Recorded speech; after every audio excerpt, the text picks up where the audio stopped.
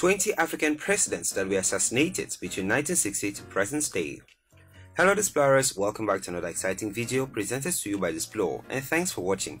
In this video we shall be presenting to you 20 African presidents that were assassinated either by Western powers or Africans themselves. Some of these leaders were democratically elected, others took power in coups, only to die in subsequent coups. Dozens of countries across the globe have presidential assassinations in their histories. Countries of the African continent are no exception. If you're new here, welcome. Be sure to subscribe to our channel and turn on post notifications so you don't miss any of our videos. For African leaders who boldly stood up to unending imperialist tendencies of the former colonial powers, this has generally been met with death. Some of these presidents could be directly or indirectly responsible for their deaths, while others were simply killed because they loved and fought for their people against all odds.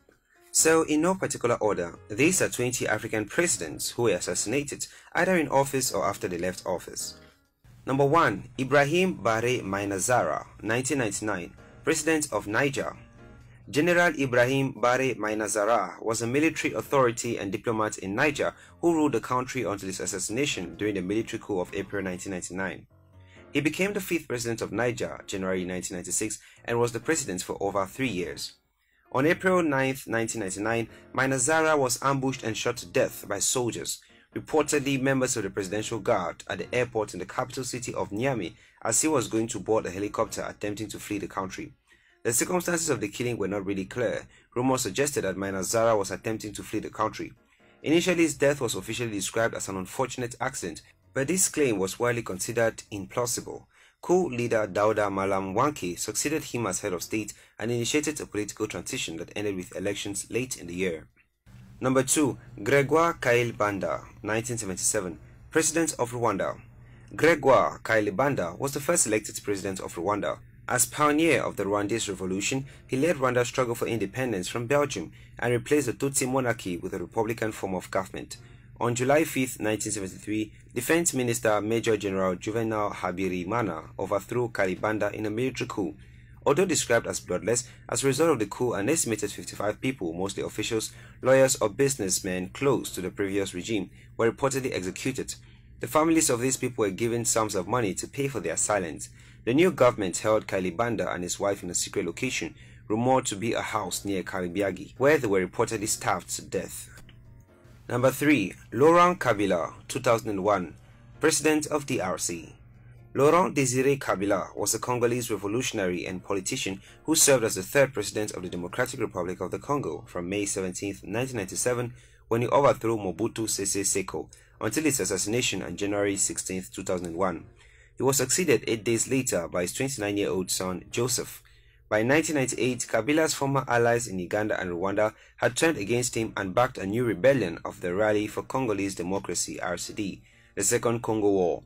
Kabila found new allies in Angola, Namibia and Zimbabwe and managed to hold on in the south and west of the country, and by July 1999, peace talks led to the withdrawal of most foreign forces.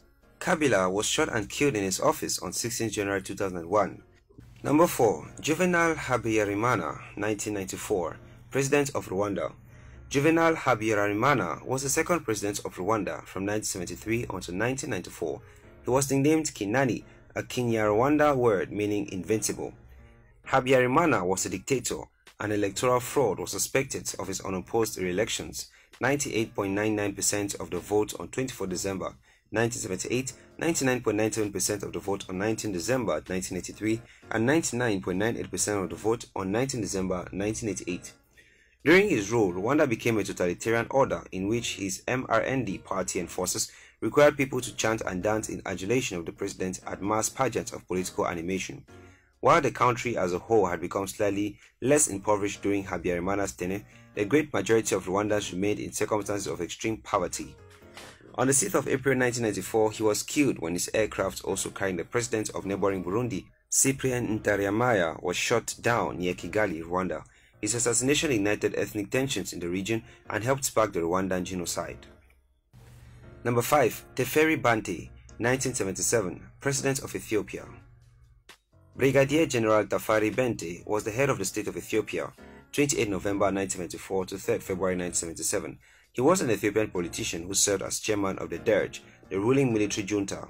His official title was chairman of the Provisional Military Administrative Council, During his tenure, Tafari presented himself as the public face of the ruling junta. According to the Ottaways, while at first he was a natural and powerless figure, in the end he was too colorless, soft-spoken and under-demonstrative to be the figurehead of the revolution. During a routine meeting on 3rd February 1977, Tafari Benti and other Derg members suspected of conspiring with the EPRP were arrested by soldiers under the command of Lieutenant Colonel Daniel. According to the memoirs of Fikir Selassie Wongodes, they were then led into a dark garage located in the compound and locked up. Fikir Selassie was also present at the meeting and was mistakenly arrested along with Tafari and the other suspect Dutch members. However, Lieutenant Colonel Daniel Asfor arrived at the garage in time and released Fikir Selassie before the summary execution of the orders. Shortly thereafter, soldiers armed with automatic weapons and silencers arrived and assassinated Tafari Benti and the suspect Dutch members. Number 6. Muammar Gaddafi, 2011, President of Libya. Muammar Mohammed Abu Minya al-Gaddafi, commonly known as Colonel Gaddafi, was a Libyan revolutionary, politician and political theorist. He governed Libya as a revolutionary chairman of the Libyan Arab Republic from 1969 to 1977, and then as the brotherly leader of the Great Socialist People's Libyan Arab Jamahiriya from 1977 to 2011. He was initially ideologically committed to Arab nationalism and Arab socialism, but later ruled according to his own Third International theory. Gaddafi was a Pan-Africanist who fought for the unity of Africa, and as such was greatly hated by most Western leaders. Unfortunately, his journey and mission was cut short when he was brutally assassinated to the celebration of Western leaders in 2011. Number 7. William R. Tolbert Jr., 1980, President of Liberia. William Richard Tolbert Jr. was the 20th President of Liberia from 1971 until 1980 when he was killed in a coup d'etat led by Samuel Doe. Trained as a civil servant, he entered the country's House of Representatives in 1943 for the True Whig Party, the then only established party in the country. He was elected Vice President to William Tubman in 1952 and served in that position until he became President following Tubman's death in 1971. Undisputedly, Tolbert was dead by the end of April 12, 1980, the day of the coup d'etat. There are competing stories as to the time and manner of his death. Stephen Ellis, in his book Mask of Anarchy, says the president was found sleeping in his office where the soldiers killed him, while Ellen Johnson's serious biography, This Child Will Be Great, says Tolbert was seized and killed in his bed. Number 8. Samuel Doe, 1990, President of Liberia. Samuel Camion Doe was a Liberian politician who served as the Liberian leader from 1980 to 1990, first as a military leader and later as a civilian. While a master sergeant in the armed forces of Liberia, Doe staged a violent coup d'etat in April 1980 that left him de facto head of state. During the coup, the then President William Tolbert and much of the True Wing Party leadership were executed. Doe then established the People's Redemption Council, assuming the rank of general. Charles Taylor, a former ally of Doe, crossed into Liberia from Ivory Coast on December 24, 1989 to wage a guerrilla war against Doe. Taylor had broken out of jail in the United States, where he was awaiting extradition to Liberia on charges of embezzlement. The conflict quickly fled into full-fledged civil war. By mid-1990, most of Liberia was controlled by rebel factions.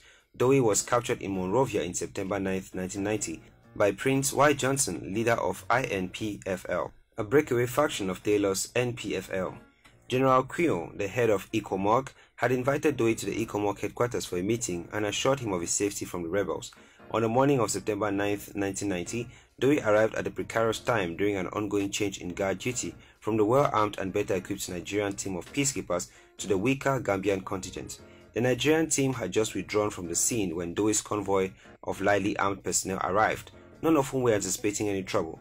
Doe was escorted to General Quino's office where he was formally welcomed, while most of his team of aides and guards awaited outside. Johnson's rebels surprised everyone by suddenly arriving at the scene uninvited and heavily armed, overwhelming and disarming the entire of Doe's team while encountering no resistance. They then started shooting Doe's team individually and later in groups. Upon hearing the gunshots from outside, Doe expressed concern to Quino, who assured him that all was fine. Quino later excused himself to check on what was happening outside and was followed by his aide, Captain Coker of the Gambian contingent. Both men took cover upon assessing the situation. Johnson's men moved indoors, finished off Doe's remaining team, shot him in the leg and took him captive. When the dust settled, over 80 of Doe's men lay dead. Coker characterized the incident not as a fight but a brutal massacre. Remarkably, none of the ECOMOG personnel were shot in the carnage.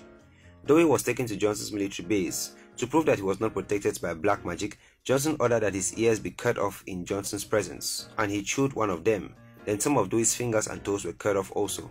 After 12 hours of torture at Johnson's hands, Dewey was finally murdered. His corpse was exhibited naked in the streets of Monrovia, where they spilled dirty water on his head. Number 9. Robert Guei, 2002, President of Côte d'Ivoire.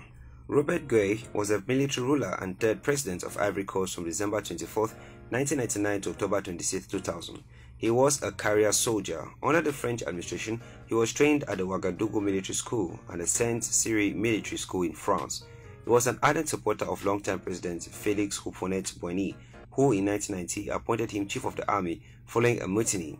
After the death of Houphouët-Boigny in 1993, Guei became distant from the new leader, Henri Konan Bédié. Guei's refusal to mobilize his troops to resolve a political struggle between Bédié and the opposition leader Alassane Ouattara in October 1995 led to his dismissal. He was made a minister but sacked again in August 1996 and forced out of the army in January 1997. Guei stood in the October 2000 presidential election as an independent. He only allowed one opposition candidate, Laurent Gbagbo of the Ivorian Popular Front, to run against him. Guei was soundly defeated by Gbagbo but refused to recognize the result. It took a spate of street protests to bring Gbagbo to power. Guei fled to Guesesso near the Liberian border but remained a figure in the political scene. He was included in the Reconciliation Forum in 2001 and agreed to refrain from undemocratic methods. Guei withdrew from the forum agreement in September 2002 but was killed along with his wife, former First Lady Rose Doudou Guei, and their children of September 19, 2002 in the Cocody district of Abidjan at the first hours of the Civil War. Number 10. Patrice Lumumba, 1961, Prime Minister of DRC. Patrice Emery Lumumba was a Congolese politician and independence leader who served as the first Prime Minister of the Independent Democratic Republic of the Congo, then the Republic of the Congo, from June until September 1960. Patrice Lumumba was a radical leader of the Congolese independence movement who resisted Belgian colonialism and corporate interests. Lumumba was seized, tortured, and executed in a coup supported by the Belgian authorities, the United States, and the United Nations.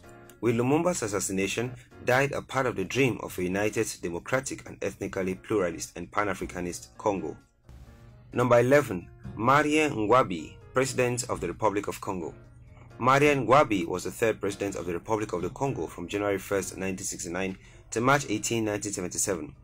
President Ngouabi changed the country's name to the People's Republic of the Congo, declaring it to be Africa's first Marxist-Leninist state, and founded the Congolese Workers' Party, Parti Congolais du Travail, PCT, as the country's sole legal political party.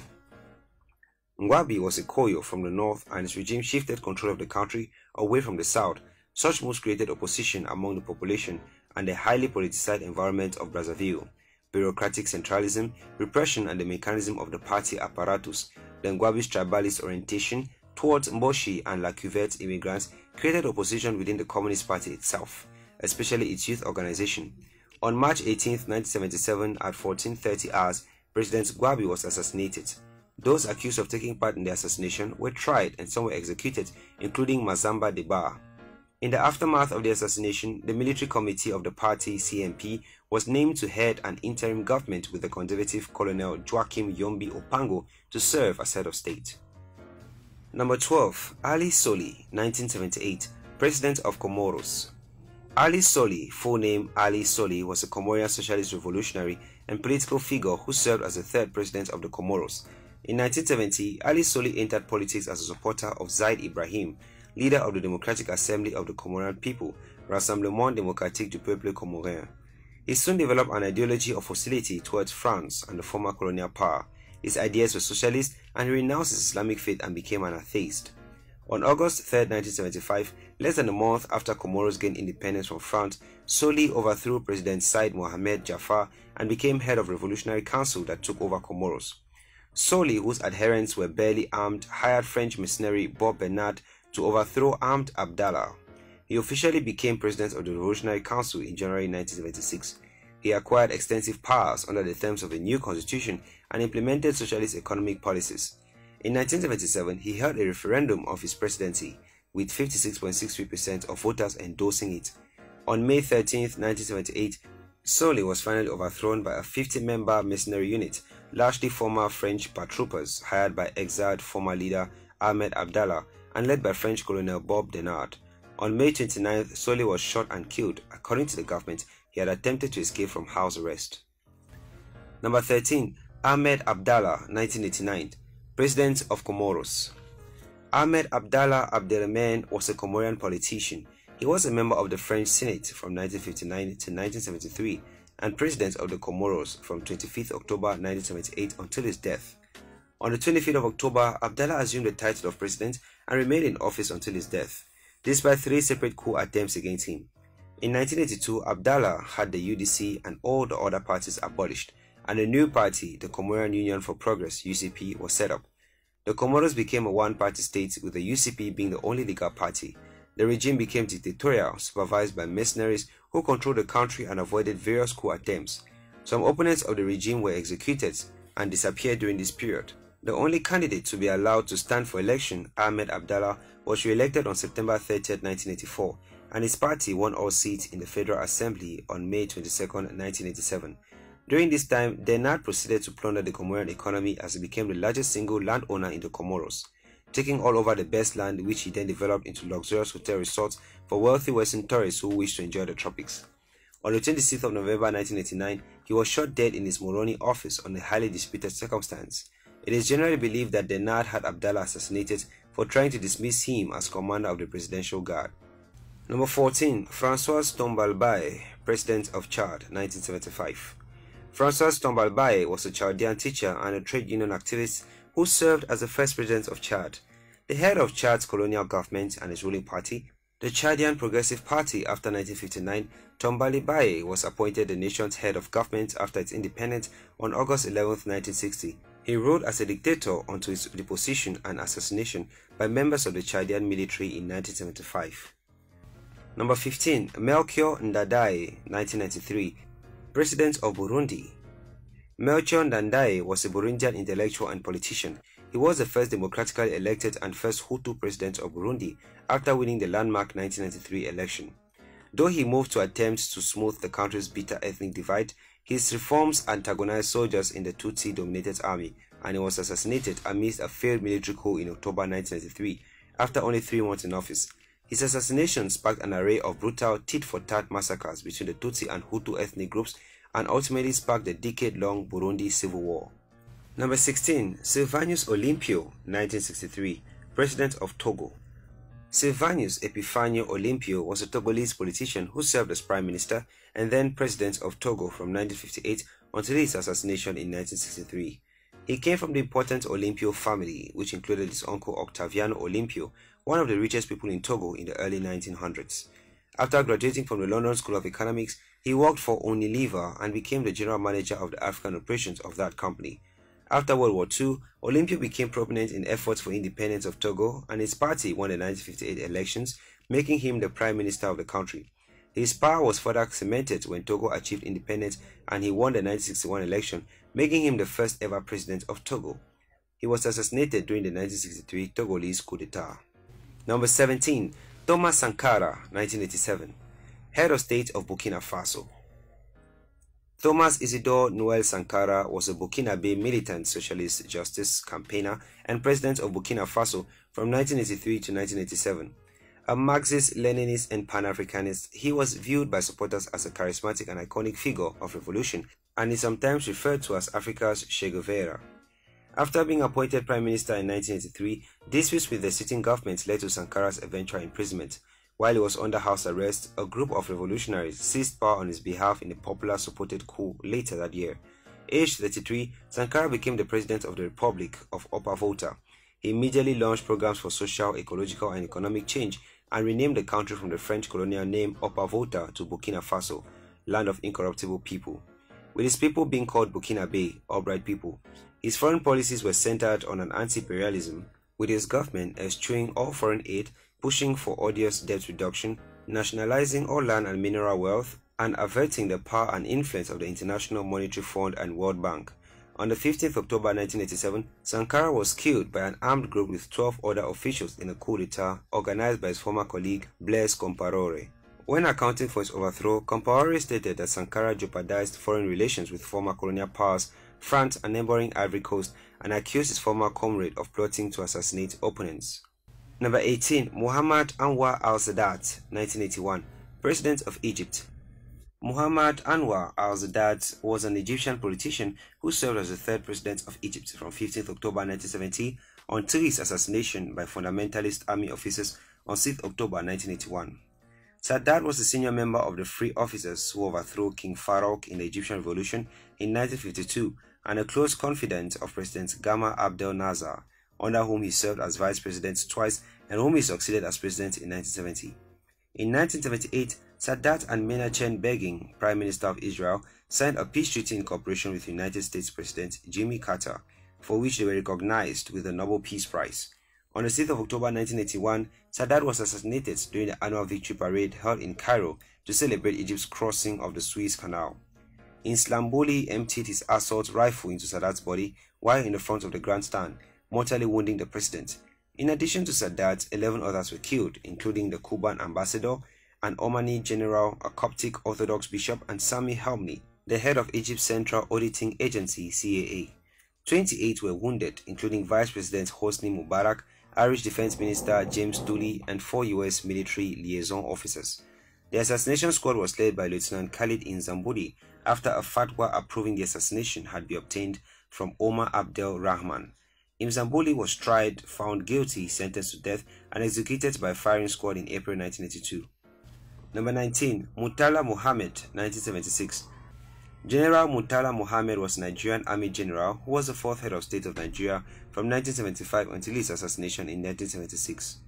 Murtala Muhammad was killed aged 37 along with his aide-de-camp ADC, Lieutenant Akinkunde Akindeshiwa, in an abortive coup attempt led by Lieutenant Colonel Buka Suka Dimka when his car was ambushed en route to his office at Dodam Barracks, Lagos, by a group of soldiers. During his brief stint as Nigeria's leader, he acquired a reputation as a leader who traveled about without the fanfare typically associated with leaders in Nigeria. He hardly traveled in a convoy of attached vehicles. He was not known to blare sirens whenever he traveled in his car. He often travels incognito.